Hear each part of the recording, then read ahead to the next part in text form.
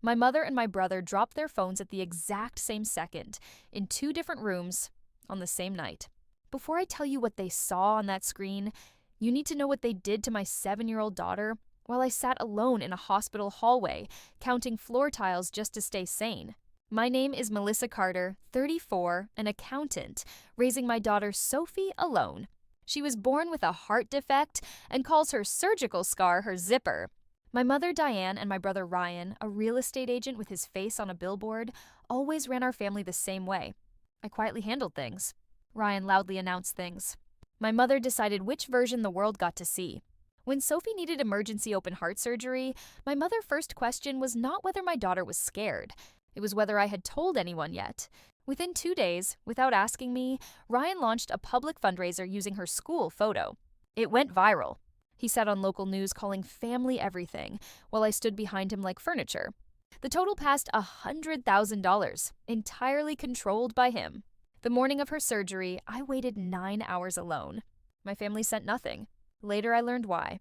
They were celebrating at a hotel gala in her honor. String lights, my mother in a sash, my brother giving toasts, while my daughter lay on an operating table 90 minutes away. She survived. That night, barely conscious, she only asked one question. "Did Grandma come?" I texted the family she was okay.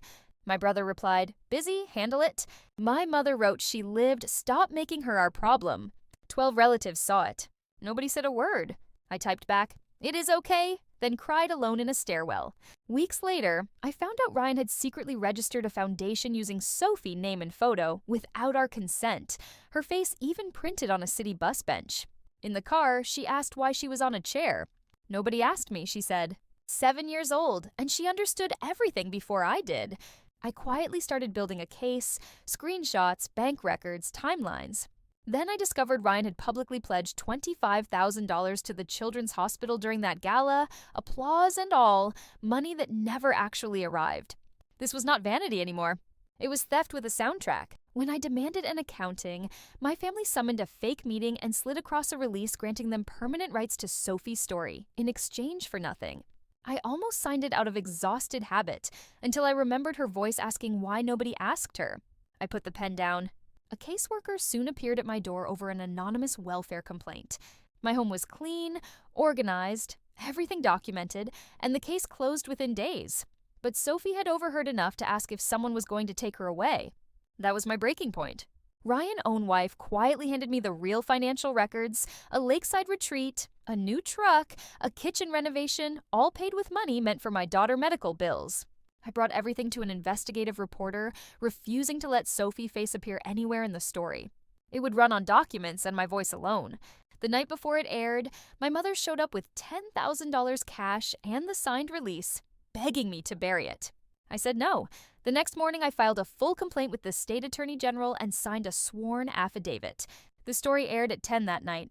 I watched from my living room floor as it revealed everything. Over $100,000 raised. Barely a fraction reaching us. A fake pledge. Luxury spending disguised as charity. And finally, my own voice reading their cruel texts aloud. Across town, my mother's phone slipped from her hand at bridge night. My brother stood so fast his fork hit the floor at a client dinner. My phone filled with 200 messages by midnight, but only one nearly broke me. A small voicemail at 1 in the morning that simply said, "Please." I did not answer. I walked instead to Sophie's doorway and listened to her breathe safely in the dark, and understood exactly what I had traded everything to protect. In the months after, Ryan's business collapsed. His billboard became a mattress ad, and the foundation dissolved before the state could shut it down for him. Every frozen donation was refunded, and strangers who once gave to a lie began donating directly through the hospital official fund instead, enough to fully cover Sophie's next procedure. It finally reached her, without passing through anyone's hands but the people actually caring for her. The state permanently barred my mother and brother from ever running a charity again, their names placed on public record. Ryan's marriage ended, and his wife, the one who gave me the truth, now lives 2 streets away, close enough that we share school pickups. Almost a year later, my mother sent one line, written on the back of an old donation card. "You are still my daughter." No apology attached. I placed it in the back of my binder and closed the cover for good. Sunday dinners happen at my house now, filled with the nurse who once brought me coffee I never asked for, and the hospital worker who fought for my daughter when family would not. Not one person at that table shares my blood, and every one of them showed up.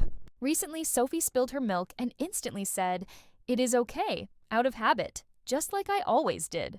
I knelt beside her and told her the truth I finally learned myself. Some things are not okay, and we are allowed to say so because family is not the people who share your name. Family is the people who show up when the machines are still beeping.